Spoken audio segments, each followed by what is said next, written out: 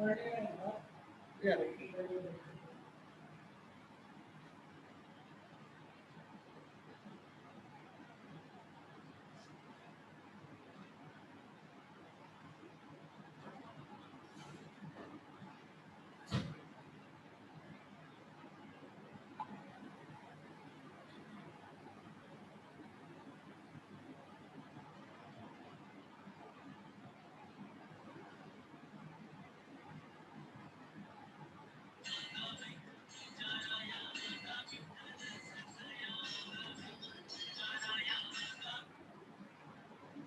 Hello, ma'am.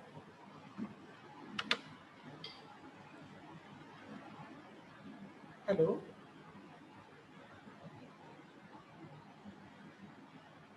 Hello. Hello, ma'am.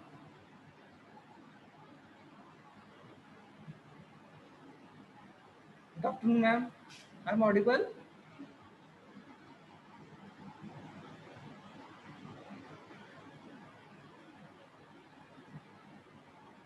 Hello, ma'am.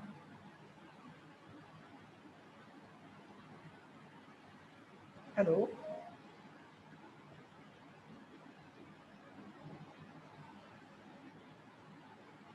Hello. Hello. Good afternoon, ma'am.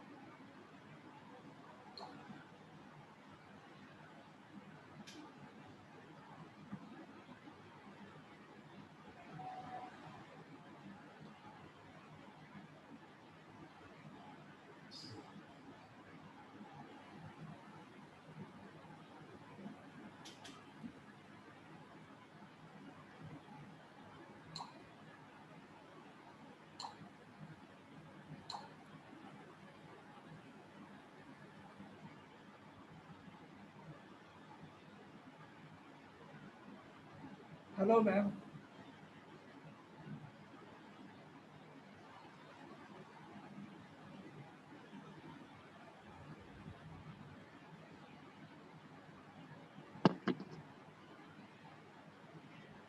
Yeah, ma'am.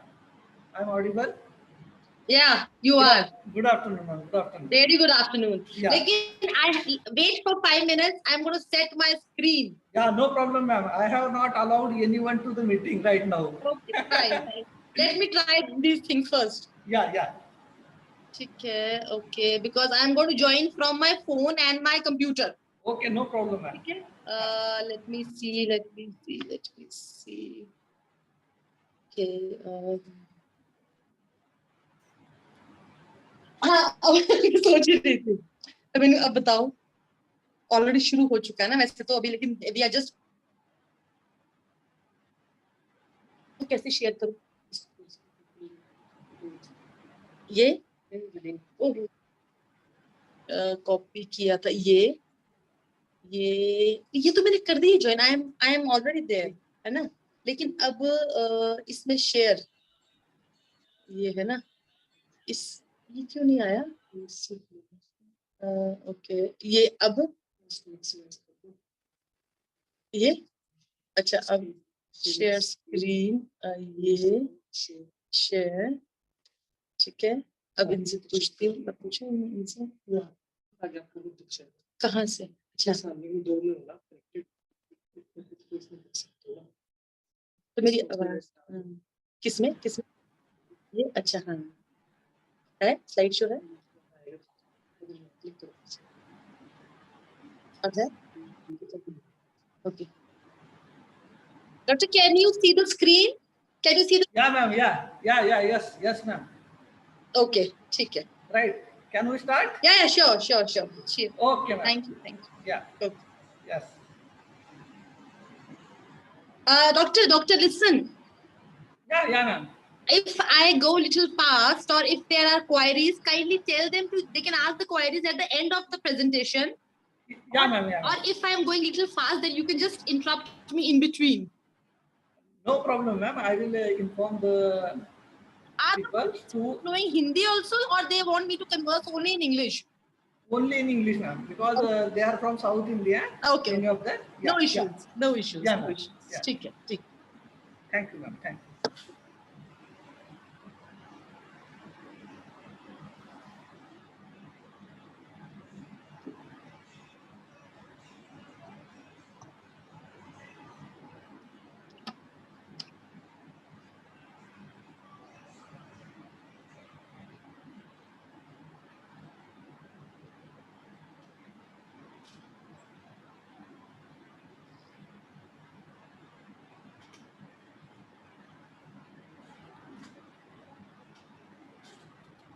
Can we start, ma'am? Okay, doctor. ठीक है. Yeah. I'm okay. HOD sir is there. Okay. Yeah. Okay, ma'am. Welcome all of you for this webinar series organized by Department of Food Technology, Division of Food Technology, Department of Chemical Engineering, Vignan University, Guntur. Here, motto behind this webinar series is to promote the research activities among the research scholars and faculties as well as master students of the universities as well as different institutions. So, Ramanna Rao sir is there.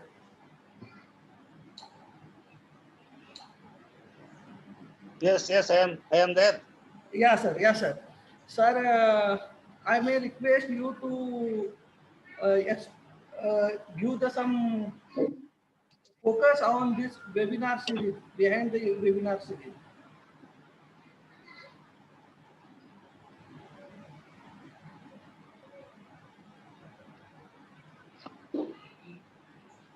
Today with us, Dr. Manisha Kaushal. She is a well-known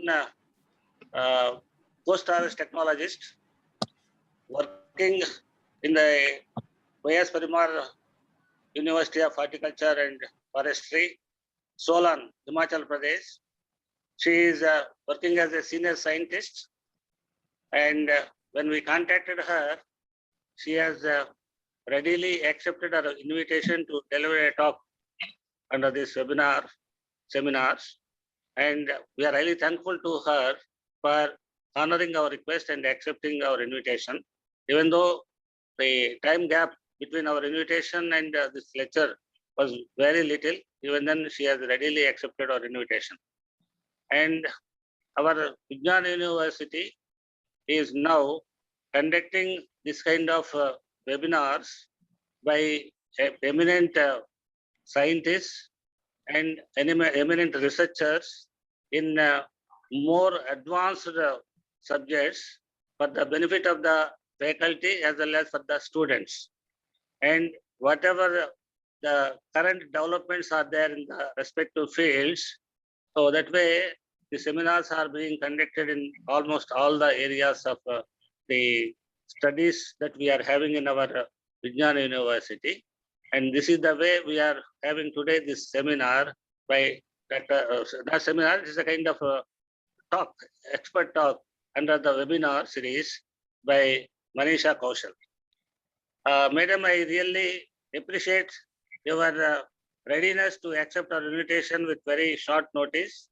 And on behalf of my personal behalf as well as on behalf of the university, I once again express my sincere thanks to you and invite you to deliver this talk.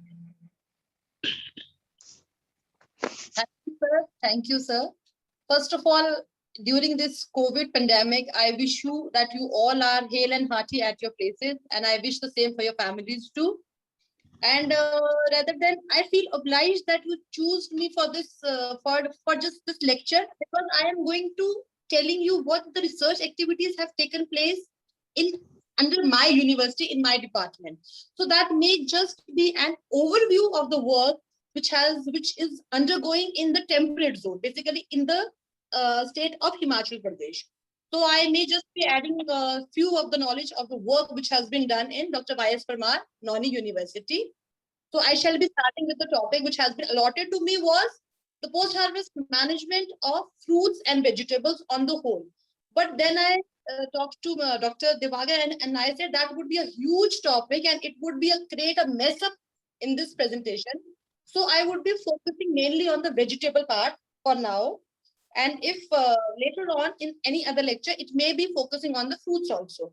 So I would be starting my presentation with the topic that post-harvest management, preservation and value addition of vegetables.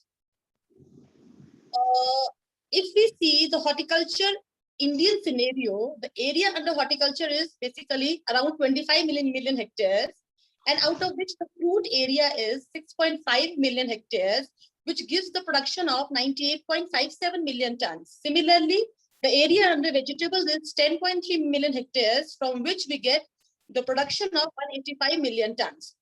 The vegetable share, the India's vegetable production is around 13% share of the total world production.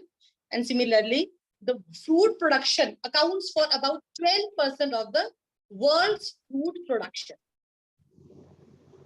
If we break up the whole horticulture crop scenario, then we see that about 60% of the production is taken hold by the vegetables, around 30% is by the fruits, followed by the plantation crops, about 6%, and then spices and flowers, and then the aromatic plants. So it is very clear from this pie diagram that about 60% of the total horticultural crop share is taken up by the vegetables. If we take up the vegetables now, then we can very clearly see that about 27% of the production is by potato, then tomato, onion, and then brinjal, paprika, cabbage, cauliflower, and so on.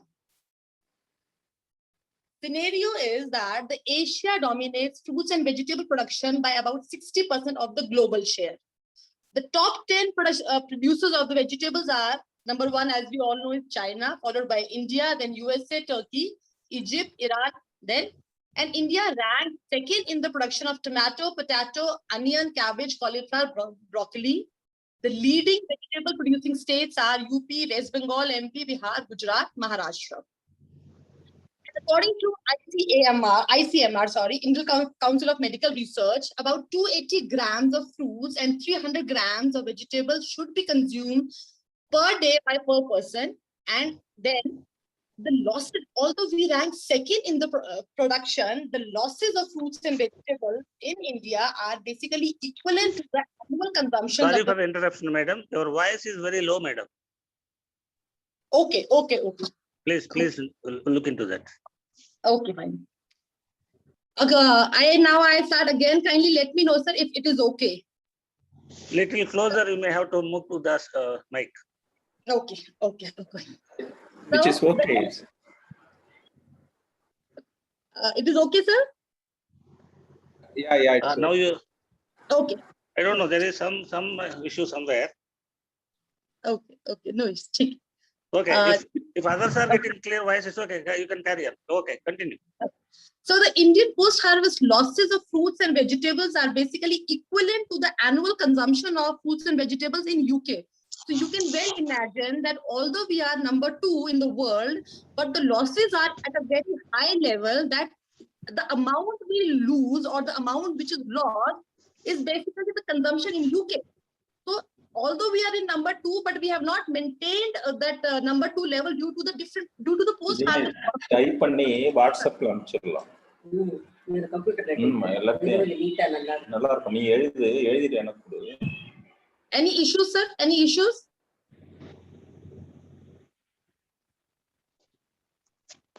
Okay. So this is just for a small slide, just telling us that what are the different categories of the vegetables produced in India. This is, as we all know, it is leafy vegetables, the fruits and vegetables, the fruit and flower vegetables, root and tubers, the podded vegetables, and the fungi vegetables, which consists of basically different types of mushrooms.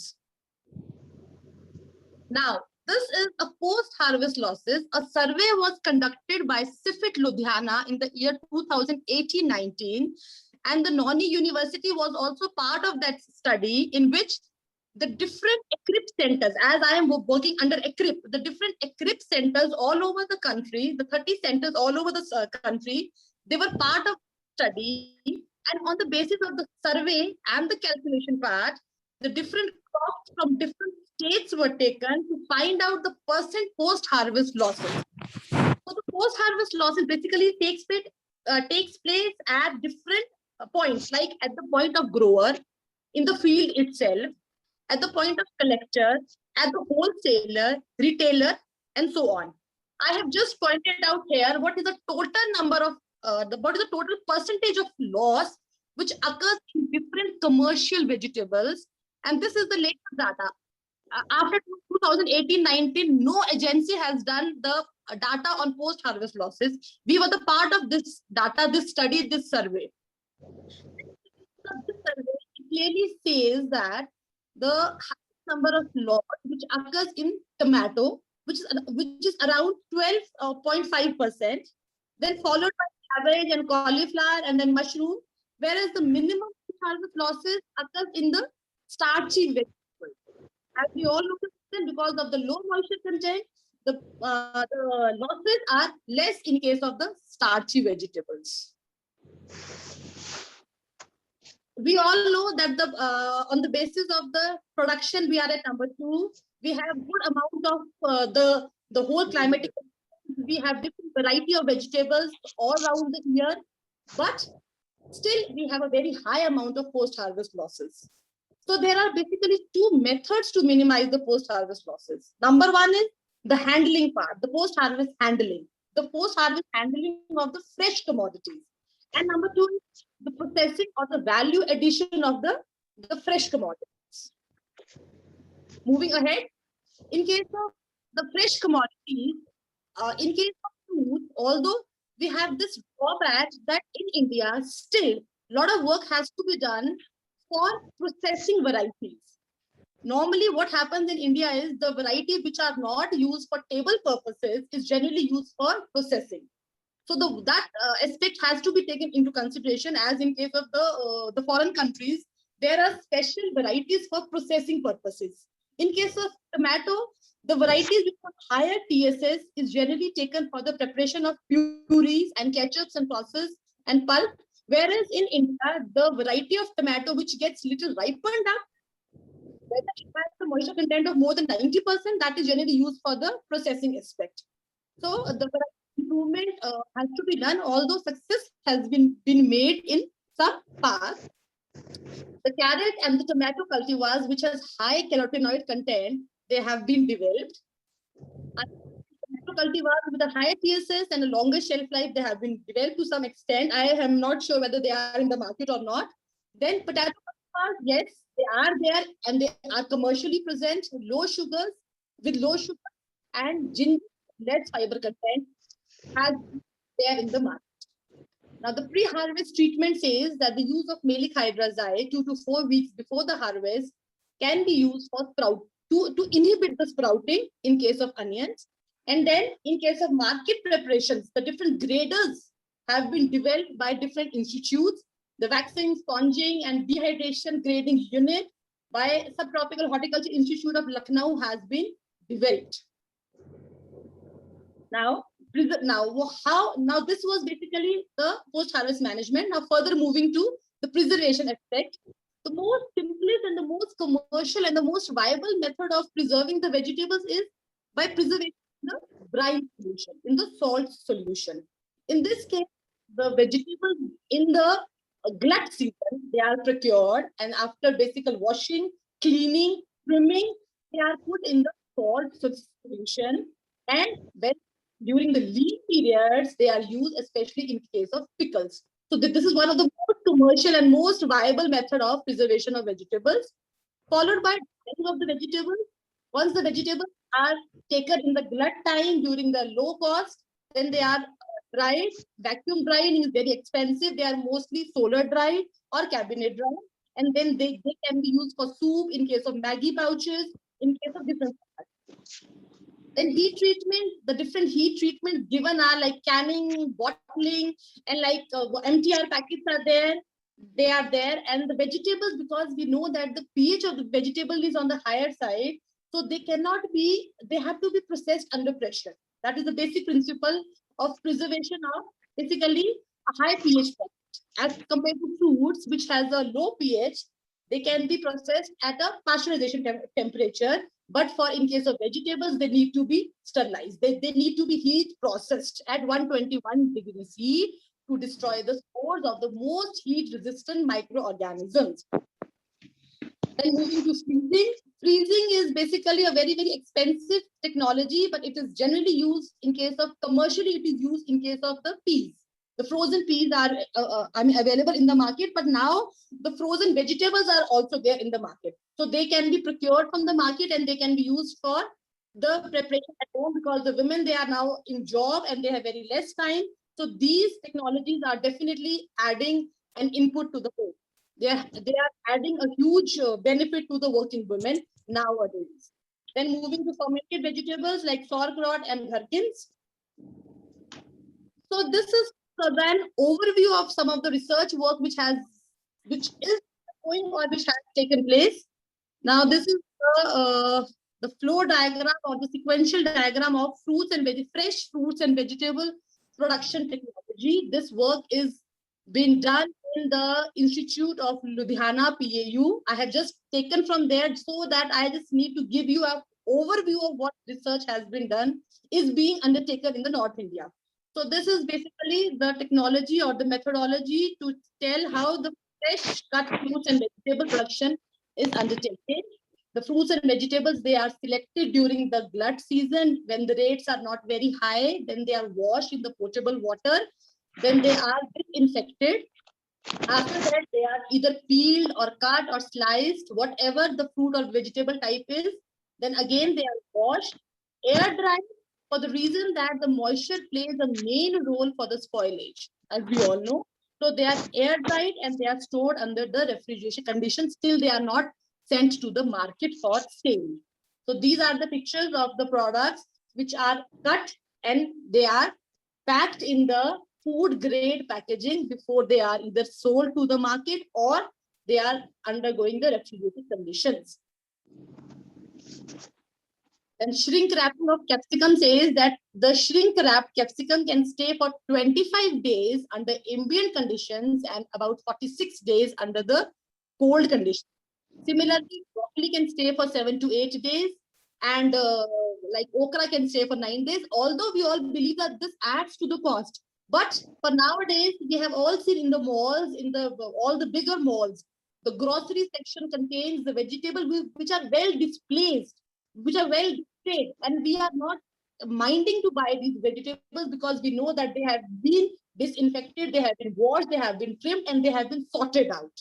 So we are actually, avoiding ourselves for the process of sorting and selecting and then touching the vegetables and finding out whether they are good or they are bad. Now, these products which are sold in the malls, they are, although no doubt they are expensive, but yes, they are worth of it. Now, this work now onwards has been done in Dr. Y.S. Parmar Noni University under my trials. So the basic concept was this bell pepper was used by the seed department. They used to remove the seeds from this red bell pepper and they used to throw away the lobes. So we were basically given the assignment to use the outer lobes. So as being a food technologist, I know that these, they are rich in vitamins, minerals, anthocyanins, and all the antioxidant properties they have. So the bell peppers, they were used for preparation of chutney, pickle, and powder, which was then converted to instant chutneys. This is basically the flow sheet of preparation of bell pepper chutney. It is a very simple procedure, and we followed all the FSSAI specifications. The bell pepper, they were cleaned, they were washed, the seed was separated, and the pulp was extracted by the hot break method. And after that, this is the recipe basically of chutney.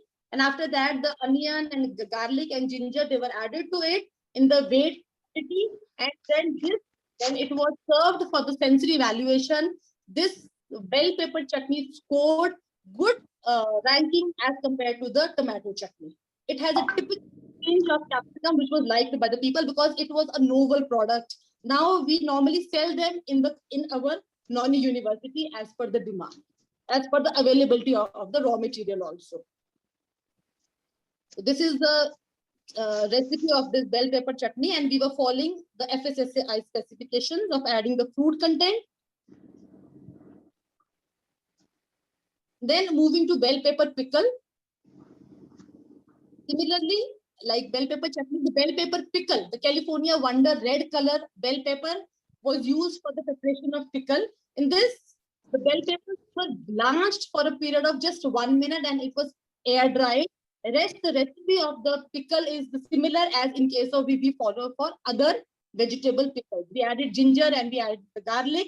But one thing what we thought later on was that although we were knowing that this contains a good amount of antioxidant activity, good amount of vitamins and minerals, but we actually wanted to enhance it in the protein content also. So we did a new research, not new, but we thought of this process, how to enhance the protein content of this pickle. We added mushroom to it. So the mushroom chunks were procured, they were blanched, and then the blanched air-dried mushroom chunks were added to this bell pepper chutney, and which we got a very good response from this. This chutney it rated a huge score as compared to the basic tomato chutney. So this was some of the work which was done. Then moving to mushroom, because Solan is known as the mushroom city. And on the criteria of one district, one product, mushroom has been allotted to Solan district. And there are different varieties of mushroom like shiitake and button mushroom, milky mushrooms. Although the post-harvest management of mushroom is not very easy, it spoils in a very, very short period of time due to a very high moisture content. Although the protein content is there, everything is there, the amino acid profile of this mushroom is very good. The people, those who don't take non-vegetarian, can go for mushroom in order to add protein diet in their food.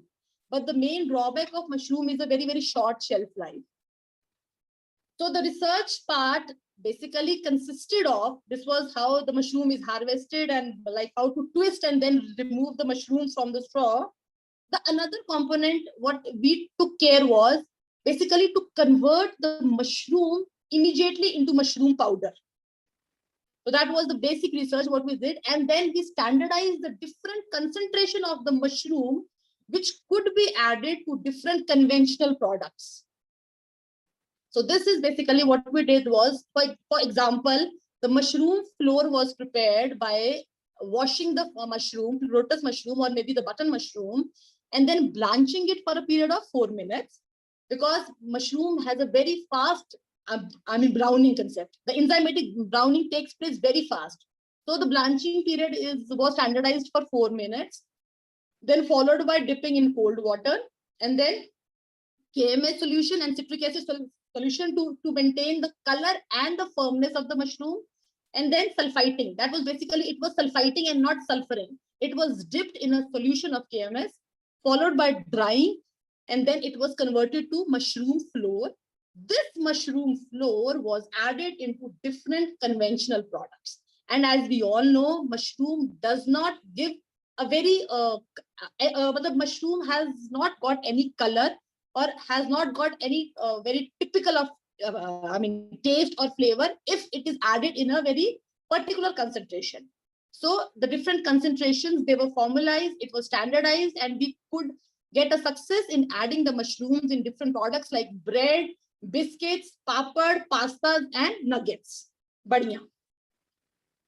So when we compared the nutritional profile of the mushroom fortified products, it is seen from the table itself that the protein content went very high. It went very high as compared to the conventional products which did not contain mushroom. So the basic idea behind this fortification was in order to enhance the protein content. So the protein content, the fibers, the minerals, they were enhanced in the mushroom fortified products. And these products are generally sold in our canning unit. And it is not, we don't have any outlet. It is very much sold in the campus itself. So these are the different methodology of preparing the pasta. We have extruders, and in this the concentrations of the semolina and the mushroom, they have been standardized, and we get the mushroom fortified pasta. And because mushroom doesn't have any color, so you cannot make out that something has been fortified, and kids, they relish it without knowing that the protein fortification has been done to it. So they are the different techniques of preparing the nuggets. They are the mushroom papad. Then in case of bread also we are adding, and in case of flat bread also we tried. So in none of the product, the sensory, panelists could make out the addition of mushroom, but yes, on the basis of nutritional profile, the difference was very much obvious, very much obvious. This is the mushroom biscuits. Now moving to ginger. I have been working on the product ginger for the last more than 5 years. This was the crop which was allotted to me when I joined ECRIP. So I have worked on different aspects of ginger, starting with the peeling of ginger. So first of all, the different methods of peeling were evaluated. Normally the hand peeling, it was compared with other methods, which shows that no doubt the cleaning part or the efficiency of hand peeling was excellent. But if we see the data, like the recovery was 86%. The time taken was 20 minutes per kg, just 1 kg. And the peeling cost was also 20 rupees, but it was too laborious. The hand peeling was too laborious, although we could manage to clean all the peel. But this method was too time consuming. Then moving to gunny bag peeling, which is normally practiced in our state. The farmers normally practice the gunny bag peeling. What is that? They dip the ginger 1 hour in water, and then thereafter they rub it on a gunny bag because of the friction. So in this case also, the peeling was no doubt better. I would not say good, it was better, but the threads of gunny bag would stayed on the ginger. So then they need to be properly washed either once or twice for cleaning the ginger and to remove the threads of this gunny bag. Then we also tried the lye peeling method. The lye peeling method although removed all the peel from ginger, but the residue of lye and the color of the ginger was not acceptable at all. Although this was able to remove each and every peel from every part, every node, every eye of the ginger. But the color and the residue of lye, if there was not acceptable. Then finally, we procured a ginger peeler cum polisher machine from Maharana Pratap University of Agriculture and Technology, Udaipur. This is basically a drum which revolves, and there is a nozzle for the pipe. Simultaneously, the drum moves, and in case of this drum, there is a rough surface like a carborundum on which the ginger, when it is moving in a speed, gets rubbed off, gets peeled off. And with the frequent inflow of water, the washing is also simultaneously done.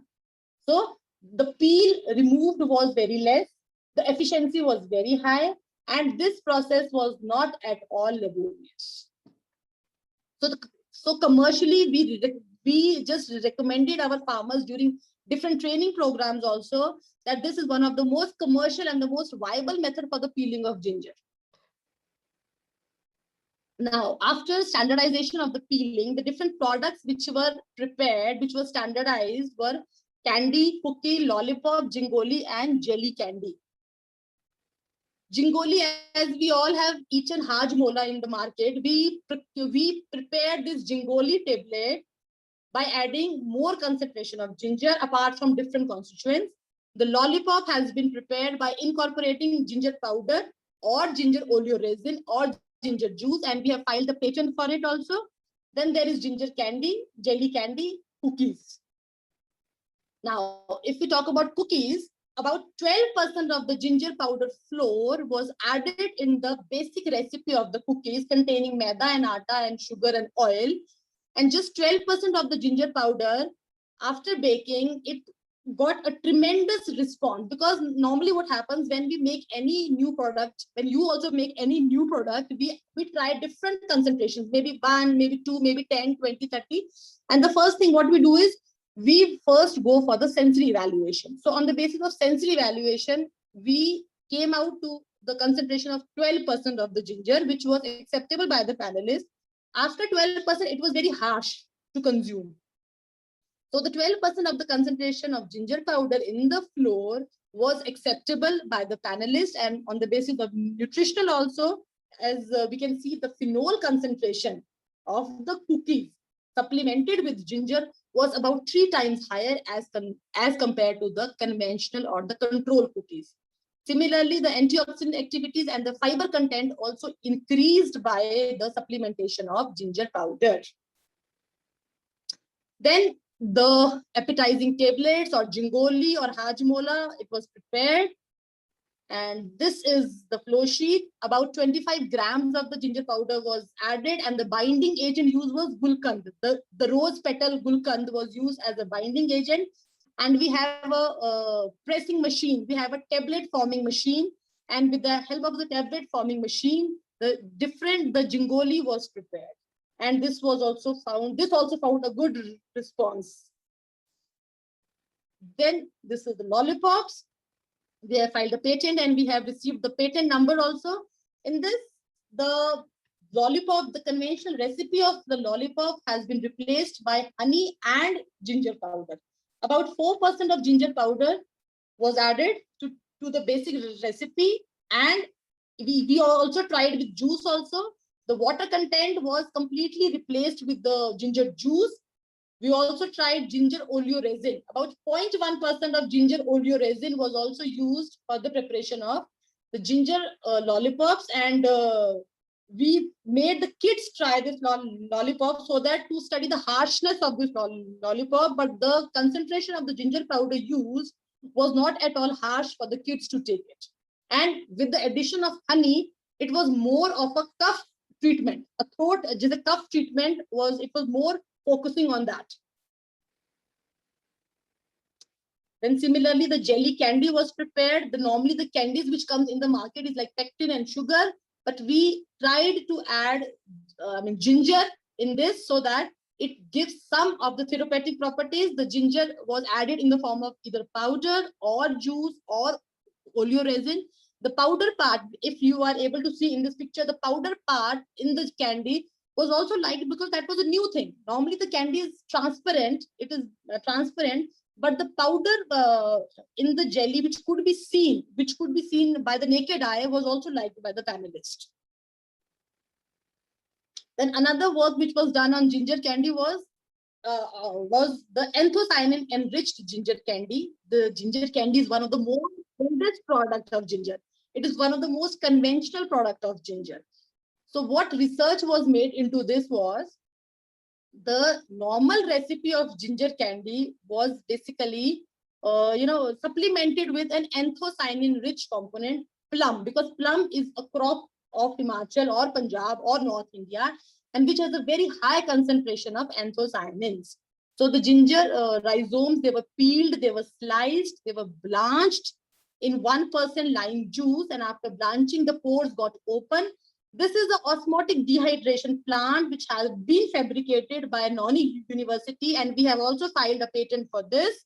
This plant has been actually fabricated for the purpose of osmotic dehydration, which is normally done in the tubs or in the container.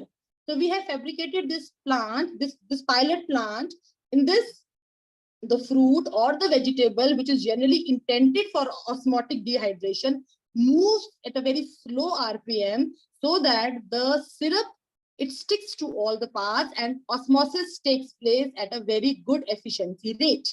So on the basis of this, the osmotically dried anthocyanin rich ginger candy was prepared by using plum pulp as a source of anthocyanins.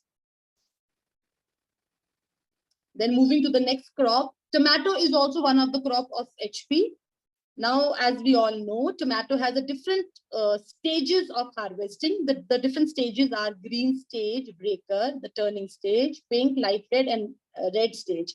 Normally, the harvesting stage depends upon the intended purpose. If the crop has to go to a long distance, then the harvesting stage may be the breaker stage or the turning stage. And if it has to go to a local market, then that has to be a pink stage. And if it is going to the processing unit, normally the red stage is there. So they are the different stages which are generally kept in mind on the basis of the intended use of the harvested product.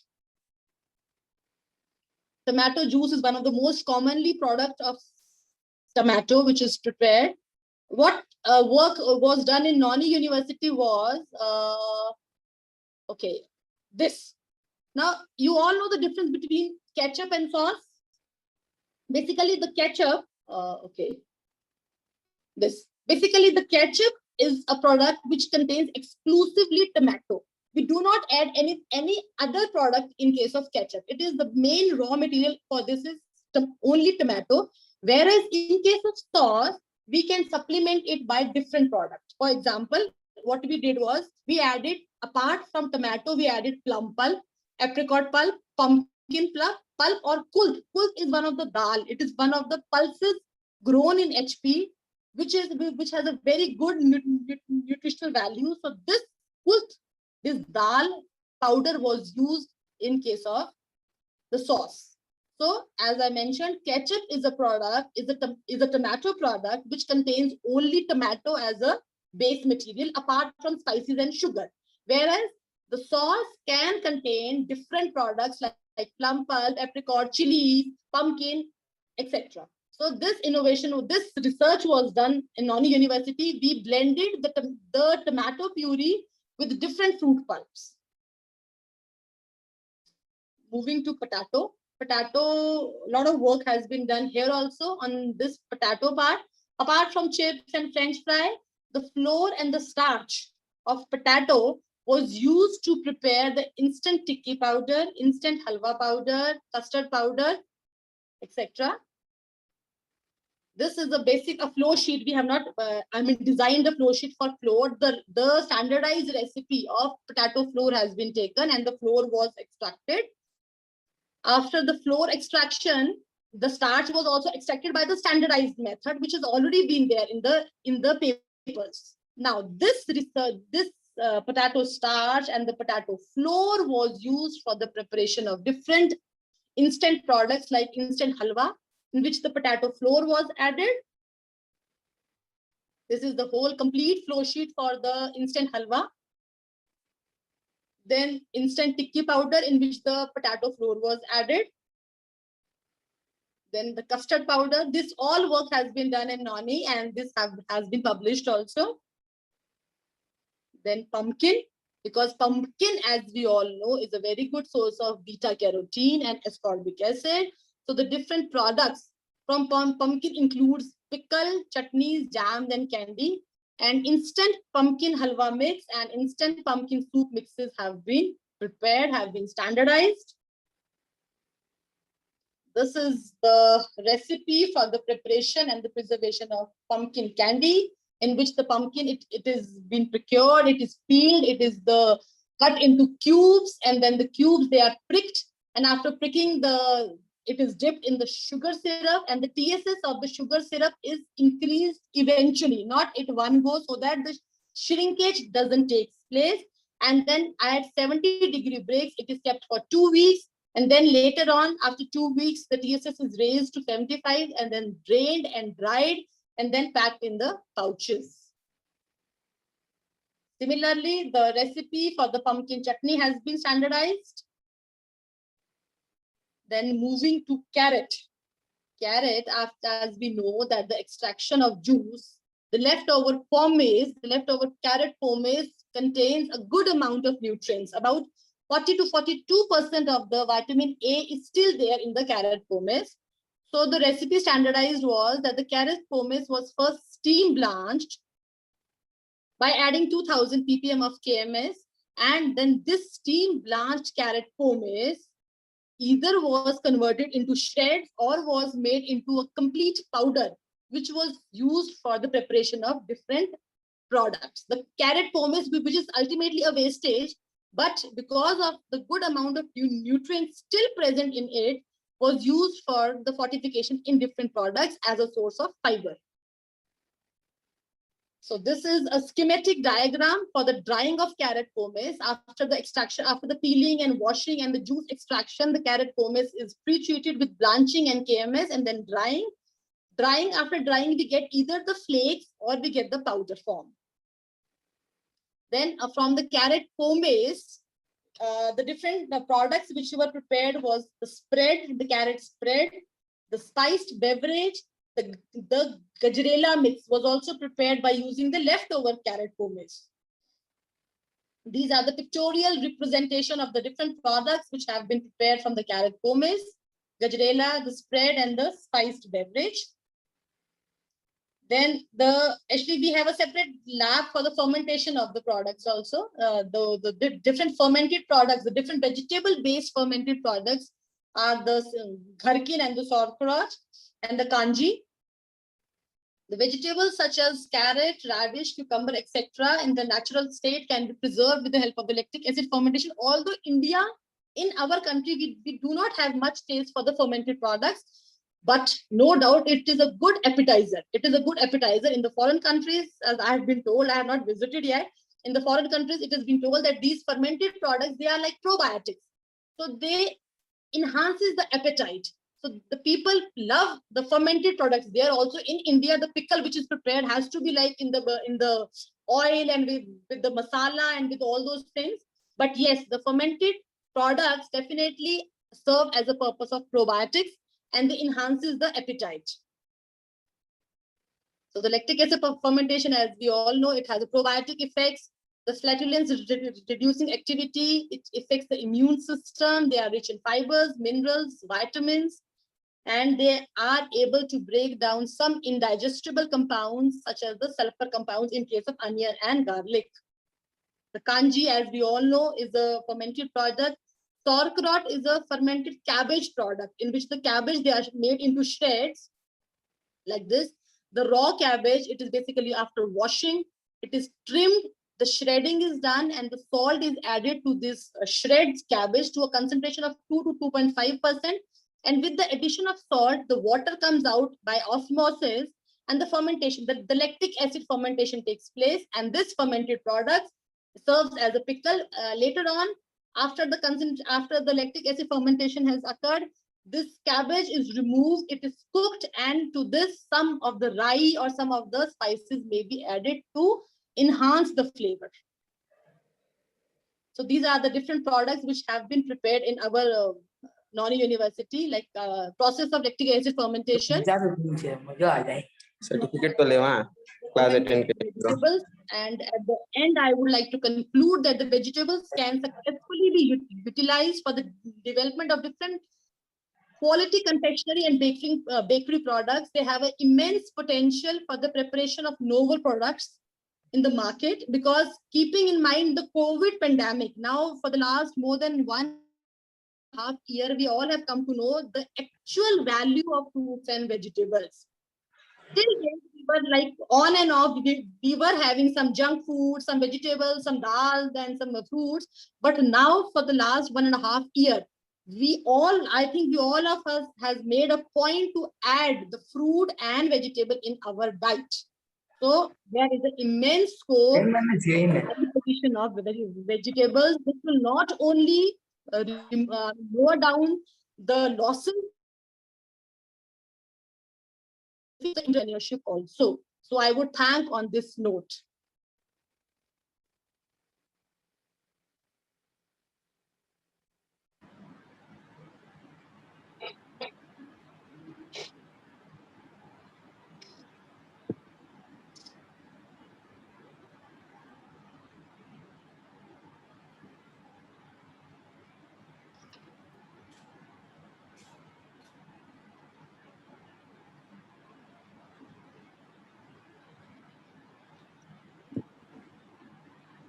Hello, thank you, ma'am. Thank you so much. If you The session is open for question answer session. We will take 5 to 10 minute question answer session. Okay. Ma'am, one question is there. How the process of single vegetable juice for a long shelf life? Please, How I to can't hear you. I process the can't hear. How single, is the what? how to process the single vegetable juice for long shelf life? How to process the single vegetable juice for longer shelf life. Now, Yeah, okay, yeah. the single vegetable juice, for example, like you mean to say Karela. For example, if we take the example of bitter gourd, for example, bitter gourd. Now, the Yeah. main thing, as we all know, that vegetables have, as I mentioned earlier also, they have a problem of pH or acidity. Because being a low acid product, the chances of bacteria contamination is high. So in that case, either the citric acid has to be added to the juice, or, and definitely we have to go for the pasteurization process. Definitely we have to go for the pasteurization process. The juice after extraction, either the citric acid has to be added there in order to increase in order to increase the acidity, and then followed by pasteurization. Otherwise, definitely being low in acidity, the chances of bacteria spoilage is there.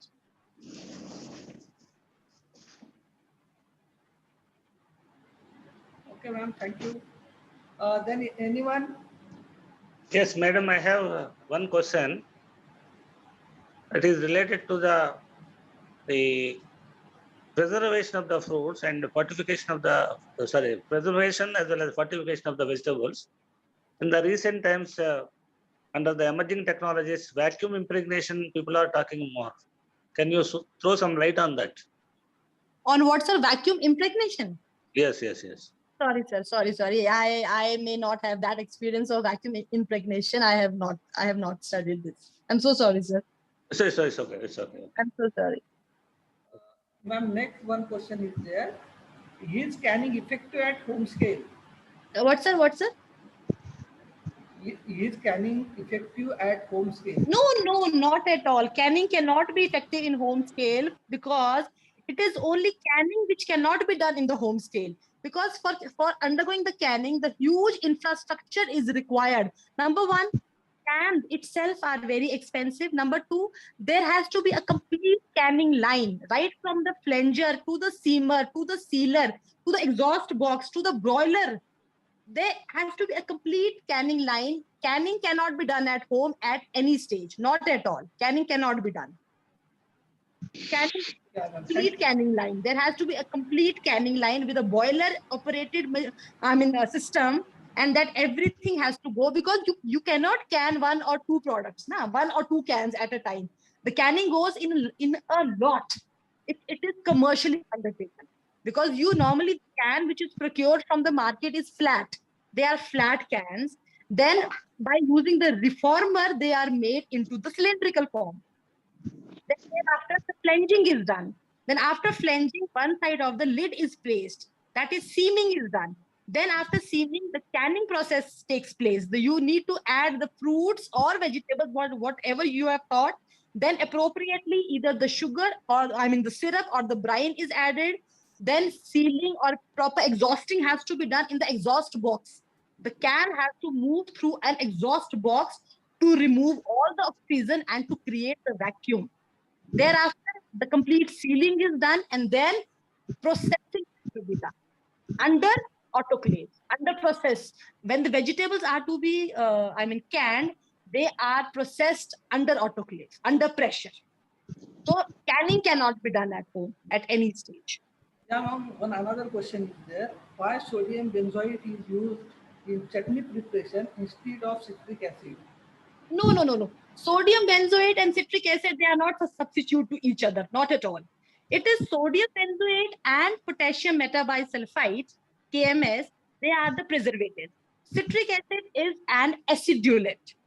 So in case of, if you are comparing sodium benzoate, then that has to be compared with KMS.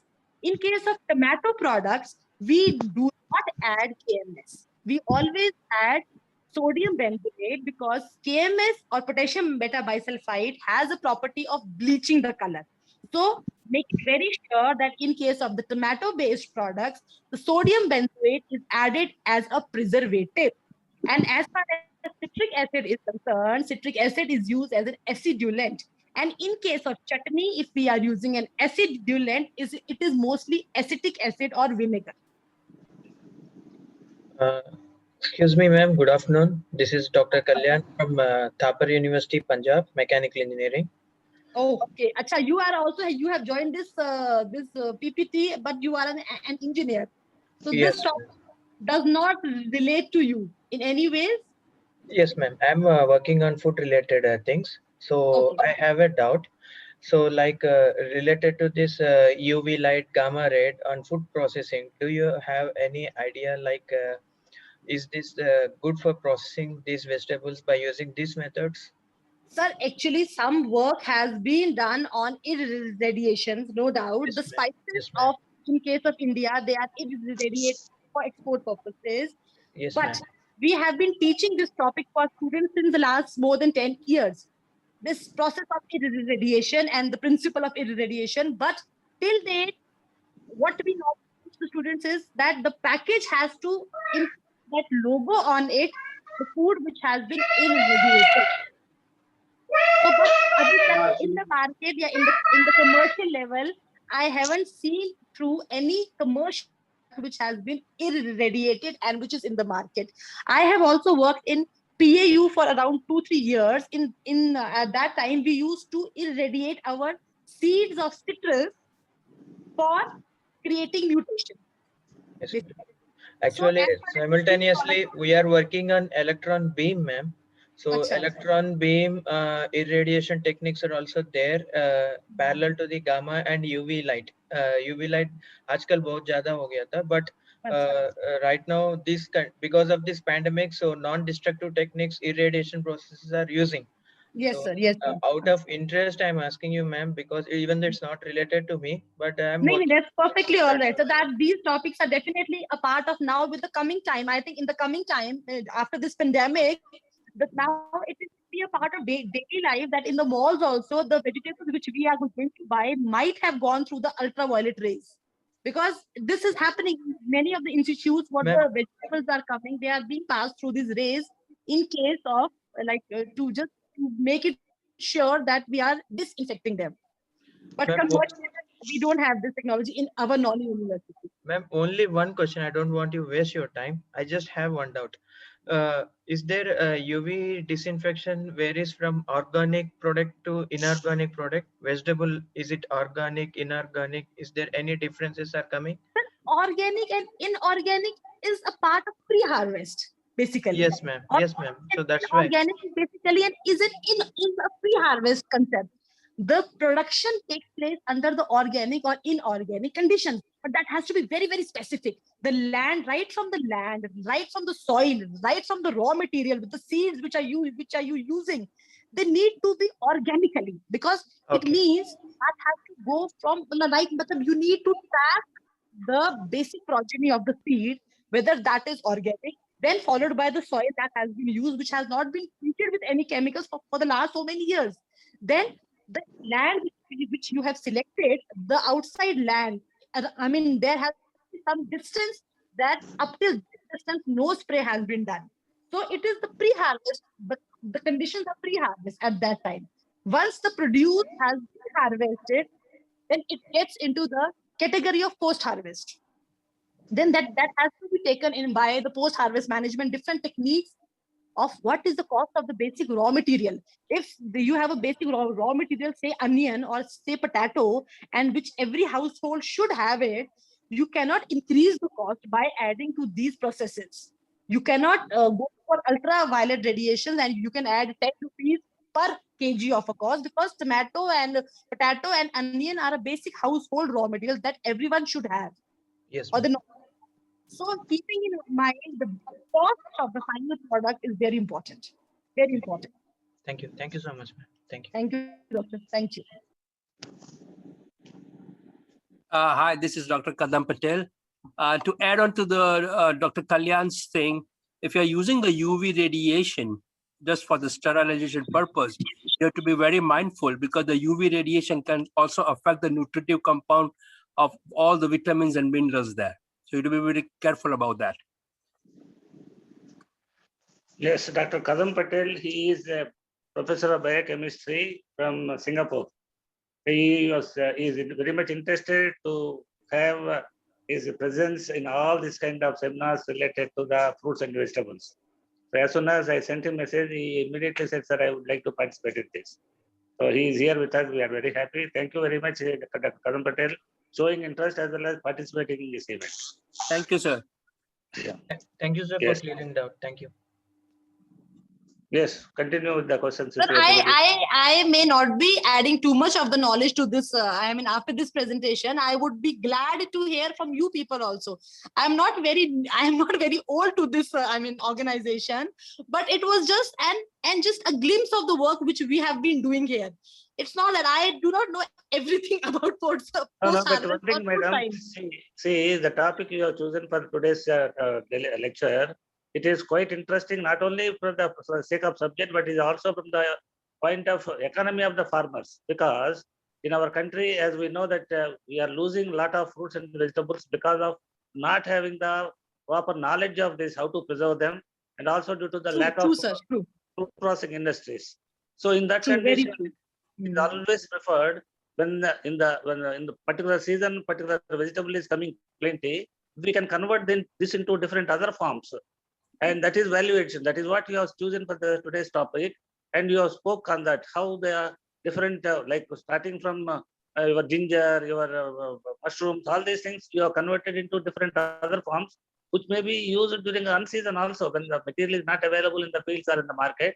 You can use this transformed forms in all other seasons also. So that way, the valuation, converting the material into different other forms and using it in the other seasons, you are in case taking of reducing the losses, post-harvest losses.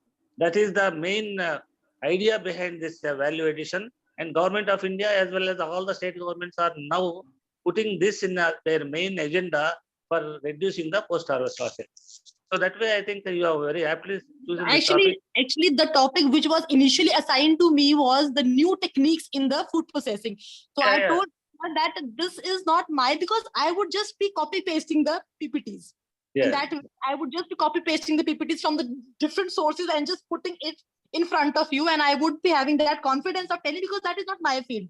In this field, in this topic, this is my work. I have done this work, so I would be more interactive to you, basically. Yes. It's very nice, madam. You are really just copy paste, because that is why I am saying myself that I may not be knowing much about the new techniques, maybe the ultraviolet radiations, maybe the irradiation, because they are not commercially used. Since we were students and now we have been teaching the students, there are the limited technologies which we have been using, like canning and juice processing and pulping and bars and intermediate moisture foods. वो पहले भी यही थे, आज भी they are the same. Ma'am, actually, I'm gathering information since 5 years in this irradiation, since I worked in BRC Vashi, Mumbai. So that's why I'm asking you, because we are facing so many problems in Andhra Pradesh, especially red chilli, because of pesticides and everything. So alternative source is this irradiation, I thought.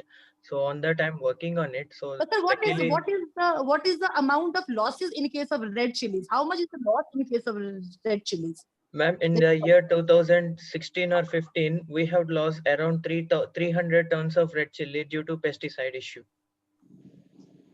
Okay. Acha, okay.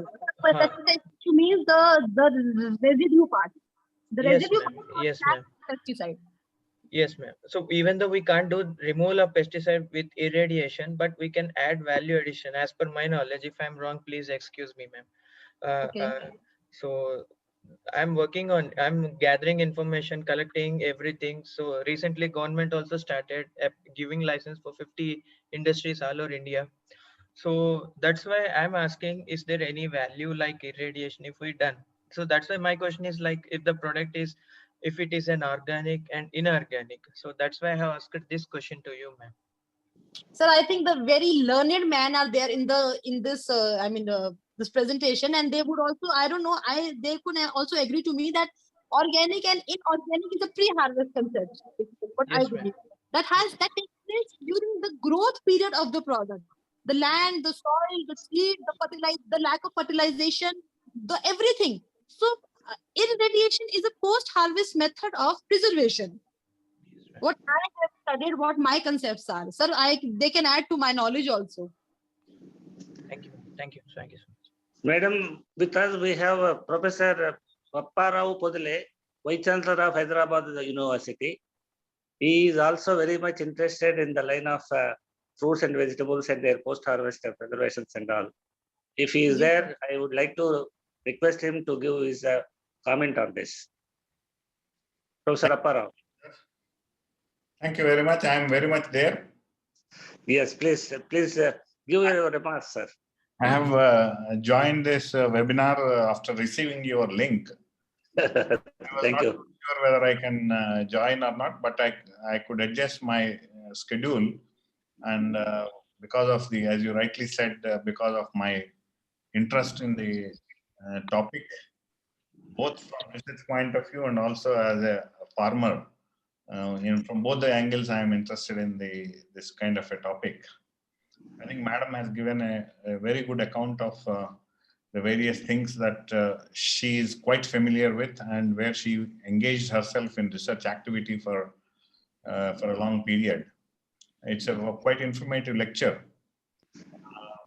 I would only like to, because I think her point was right about the organic farming versus the irradiation. These two cannot be. Production part is one thing, and preservation part is the other thing that was to be bifurcated.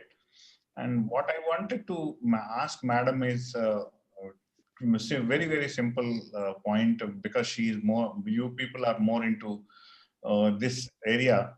I thought she may have some idea to share, or any one of you who are part of this webinar can also throw some light on that. What are the government initiatives to set up these food processing industries across the country? The most important ones, there may be 101 things which we can see on their website, but how easy and how difficult it is to set up these food processing industries in the country, India. That is point number one. Point number two, I would like to also know what would be the best industries. I mean, it should look like, nobody should take it as an offense. The regular products that we talk, many people think that what is there in this, ye to pickle hai, ye to wo hai, and this kind of feeling many people will have. But if we want to say it as a real science-based technology, what are the top 2-3 technologies that you would like to propose, which are not so easy for a regular person to do? Only a technical expert has to engage in the process. It has to be a real food process industry, not like a household industry. So these are the 2 points. Maybe Madam can also add. Madam can add, or any one of you can add. Otherwise, I don't want to, as I said, I managed to adjust my time and join, and I have been listening to every statement and every slide. I was reading through whatever Madam has presented. They're all quite good. I appreciate the initiative of the Department of Chemical Engineering of Vignan, and I know Professor Raman Rao is quite there, and then he must have been guiding the department and the university for this kind of activity. It's a wonderful activity. Thank you very much. And anyone, maybe Madam, and then otherwise anyone can throw some light on that, because this is a topic which you have initiated as an engineering university. It should be more, I thought it can be more useful if we can highlight from industry perspective, and what would be the top 2-3 best industries that anybody can think of. If suppose I want to be an entrepreneur in this direction, do you have some suggestions? Okay, thank you, sir. I am really honored that you are a part of this presentation. I'm really very honored that you people are there. You people are lot of learned people are there, and I am just really feeling very honored that you are sitting there and hearing to my presentation. Number one. The number two is that the government has presently, what in my knowledge, what government has done is throughout the country, they have started a concept of one district, one product. Every district throughout the country has been allotted one product. One crop. Like in case of Solan, the crop allotted is mushroom. Shimla, it is apples. So similarly, the different districts throughout the country has been allotted one product, and the government is funding the projects based on that particular product, because that particular product have been highlighted for that particular area. Number one. Number two, sir, there are different startup schemes which have been initiated in our state, where the students or where the entrepreneurs, they take up their ideas to the government, and then they make a project proposals, and then they apply for the entrepreneurship. Then there is a huge process for that, which I may not be able to put a light on that. But I only know about this thing, that one district, one product scheme has been launched by the government, number one. And number two, the startup schemes are there by the government, in which you have to make a project proposal. So we tried concept in our university also. There was one student who came to us for doing 1 year of diploma course, and once she finished with this course, she thought of an idea of making a conventional product of her Dadi Ma's time into the product of new era. So we tried different formulations, and then we came out with the process of it was frozen tikki made from the baby corns. Baby corn product was the time when her grandma used to make a paste out of that corn, the baby corn, and they used to feed the kids. But the shelf life of that product was only 1 day or 2 days. So she had that idea in her mind that if that baby corn based product could be available to the people from different states, then how would it be? So we prepared the formulation, we prepared the final product on the basis of sensory evaluation. We standardized the recipe, then evaluation was done. Then finally the product was launched, and on the startup scheme, she was given a project of starting her own entrepreneurship. What we have actually done here, sir. Rest, I may not be knowing much more about it. Right. Good. I think every district one may have a different kind of, maybe in a different perspective that the government might have identified. Yes, sir. Yes. I was trying to like Kangla, Maharashtra. So they have actually isolated crops: tomato, grapes, bananas. So they have marked the district with a different crop. Right. And I was trying to elicit a response of the kind. Of course, it was not the startup kind of a culture that I was asking. Okay. If I say that I'm interested in setting up an industry, food processing industry. Take it as a case of Telangana, Okay. where I am now. What are the top 2-3 that you would recommend? And this is the kind of thing that I'm looking at. It may not be starting from something based on available technology, something which is a proven technology, a very well accepted technology, a mass scale application, and then with the help, it should look like an industry. Sir, I may sound a little, vague, but the number one is, first of all, we need to study the market at that particular place. Because what we did here was, one of our students, he started an industry based on juices. So we had this concept in our mind that juice is a very old thing, and every shop has juices. So what new can he do in which the juices would go for sale? So what he thought was that I would be selling the juices in the glass bottles, which a person doesn't find very odd to drink, because now with the time people are avoiding to take plastic. So then he worked out with the different shapes of the glasses to serve the juices. So that was one of the market which he fetched. But for that thing, he made an intensive study of the market, of what product, what type of product, what category of the people can he pick. Maybe the elders, maybe the kids, maybe the 18 to 44 range of people. So what I think the method of preservation, like maybe the drying, maybe the powder, maybe the food bars, maybe the drinks, maybe the purees, the sauces, the blends, that is there. Once you need to start the entrepreneurship, that has to go for 12 months. You cannot just stick to one crop or one product at a time. The industry should provide a revenue throughout the year. So the crop has to be taken into such consideration that if this crop finishes, then what next? Then what next? So that has to be a cycle there in order to run the industry for 12 months. Thank you very much, madam. Over to Professor Raman Rao. Thank you, Professor Apparao, sir, for remaining present, witnessing the entire event, and also for putting the very valuable kind of comments on the seminar, on the topic. And it is the questions that you have raised are very general. It is applicable to everybody for any kind of crop. So that way, we are really thankful to you, sir. And now, madam, if there are any more questions, any of you are having any questions? Hi, this is Kadam here. Yeah, please. One or two questions, please. Yes. Yeah, I must thank Dr. Manisha here, because I like the work she is doing. There's no, you may not be appreciating that, because this is the one of the thing which industry might be looking into it. Develop a product. The product has a commercialization, and commercialization can bring economics, right? So no point of coming up with the technology which do not come to the benefit of the economics. So your ginger candy, I'm still looking at that right now, and I'm thinking about it. My lab is working in a functional food.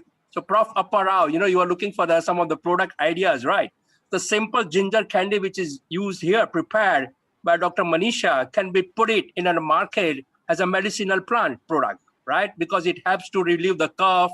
It gives the lot of medicinal properties. So in a similar way, the way Dr. Manisha has prepared a different product has a great value, So it's like a converting waste into something more economical, which can bring money to the farmers and to the industry or entrepreneurs like Prof. Apparao is looking for ideas, right? So this is the excellent work. And I will be more interested to know if Dr. Manisha is working in a green leafy vegetable, because that's the area I'm looking for. And I'm looking for an opportunity to do the collaboration as well as to learn something new. At the same time, also looking for a workshop or a hands-on workshop where I can come down myself personally and learn the techniques and bring back the technology or knowledge to benefit the other Southeast Asian countries here. Thank you so much. Thank you, Dr. Kadam Patel, for showing a lot of interest and witnessing the entire event from the first to last, and also for expressing your interest to have collaboration with our Indian institutions, and also to develop, participate in the development of new technologies for value addition. Thank you. Yes, any questions, one or two more, please, if you have any. Otherwise, we'll conclude the session. I am Dr. Subbaya. Yes. Actually, I would like to know what is the demand for these value-added products when compared to the production. Then it will be easy to market it, whatever Professor Apparao has told. That will be better. You are making which quantity, how much quantity is required for these end products. I would like to know. Sorry, sir, I didn't get the question. You are asking how much quantity is required for making these value-added products? Demand in India for these value-added products, so that any person can start his own industry with these products. Sir, actually, what we normally do is we make up these products, we do the research aspect on these products, we standardize the technology, and for the last, in the last 2 years, we have signed about 7 to 8 MOUs with the industry who come up to us and they take the technology from. We do not, we do not make the product on the commercial level. We just make the technology. It is the industry who sees it and then comes to us and then signs proper MOU and then buys from us. It is their market which tells them whether this product will go and fetch anything in the market or not. We tell them the standardized process of how this thing is prepared. They have to study, they have to make a thing whether this process can fetch a market or not. Because we are basically doing the lab work. Madam, what you are telling is correct. You may be knowing from the literature, from Indian demand for each material, what is the demand.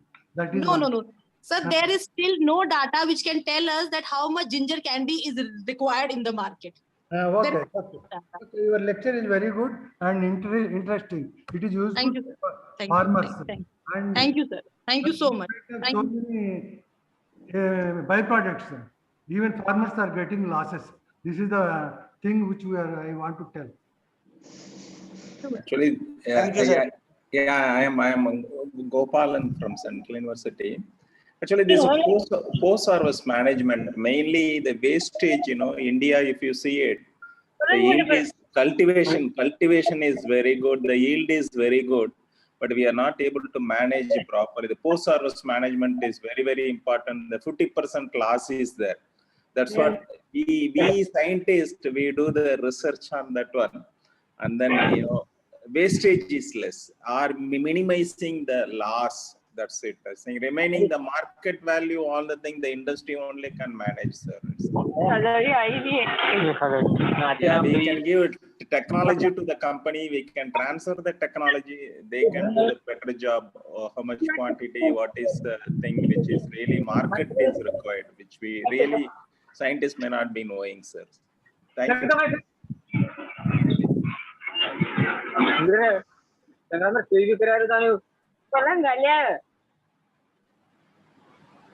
Hello.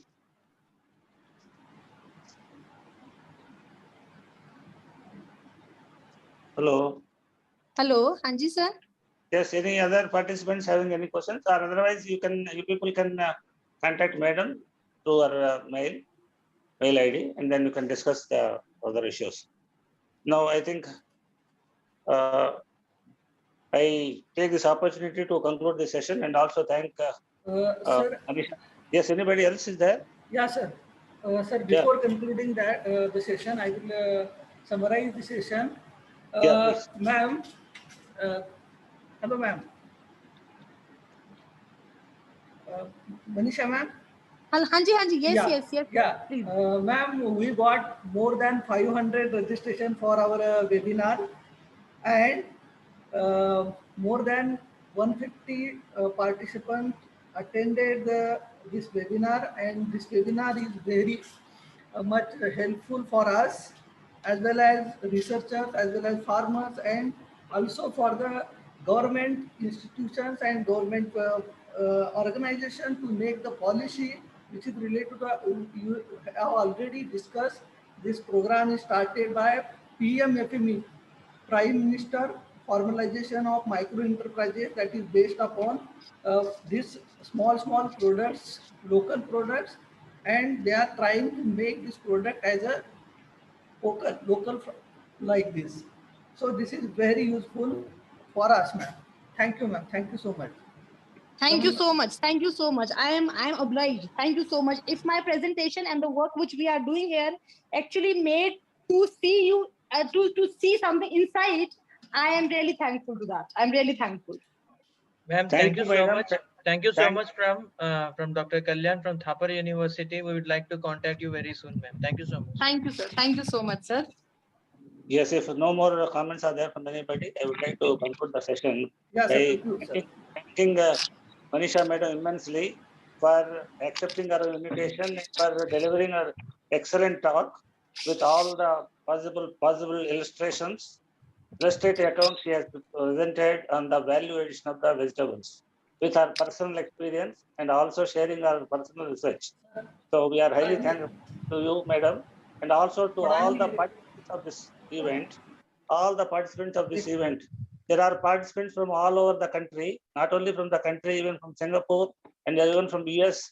There are participants. So all these participants with a lot of interest, they have joined this program and remained present from the beginning to the ending of this program. I am highly thankful to all of them for participating in large number and making this event very successful. And also the other colleagues in the department, our HOD and our university authorities, we are highly thankful to them for allowing us to have all these events to conduct as a webinar and inviting the people, and also for making all administrative arrangements for conducting this seminar. Thank you so much to every one of you here, and we look forward for having this kind of many more webinars or seminars, even the conferences with your physical presence. So with this, I conclude this session. Thank you. Thanks a lot to all of you.